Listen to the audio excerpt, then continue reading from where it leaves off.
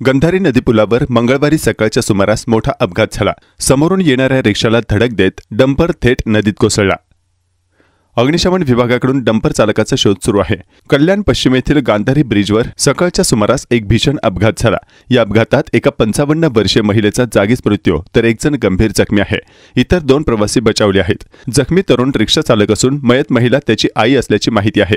जखमी तरुणाला कल्याणच्या खासगी रुग्णालयात उपचारासाठी दाखल करण्यात आले आहे। गांधारी नदीपुलावर मंगळवारी सकाळच्या सुमारास मोठा अपघात झाला।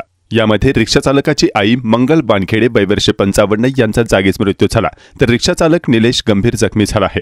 हा अपघात एवढा भीषण होता की रिक्षाचा चक्काचूर झाला तर डंपर ब्रिजचे कठडे तोडून नदीमध्ये कोसळला। घटनास्थळी कल्याण खडकपाडा पोलीस दाखल झाले आहेत। कल्याणच्या दिशेने येणाऱ्या भरधाव डंपरने बापगाव येथून येणाऱ्या रिक्षाला जोराची धडक दिली।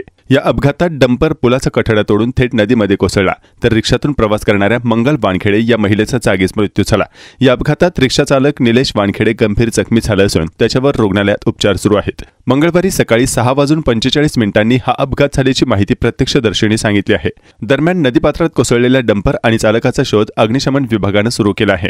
तर दुसरीकडे उरण नजीकच्या करळ पुलावर सोमवारी सकाळी गॅस टँकर उलटल्यामुळे वायू गळती झाली। यामुळे मुंबईच्या दिशेने जाणारी वाहतूक सुमारे 1 तास थांबली होती। सोमवारी सायंकाळी 4 वाजण्याच्या सुमारास उरण तालुक्यातील करळ पुलावरून मुंबईच्या दिशेने निघालेल्या टँकरला अपघात होऊन तो उलटला। वायू वाहून नेणारा टँकर वळणावर उलटल्याने वायू गळती झाली।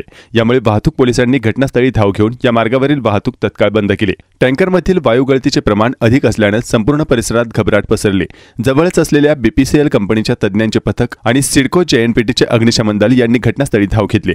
अपघातामुळे जेएनपीटी बंदराच्या दिशेने जाणारी वाहतूक सुमारे 1 किलोमीटर अंतरावर रोखण्यात आली होती।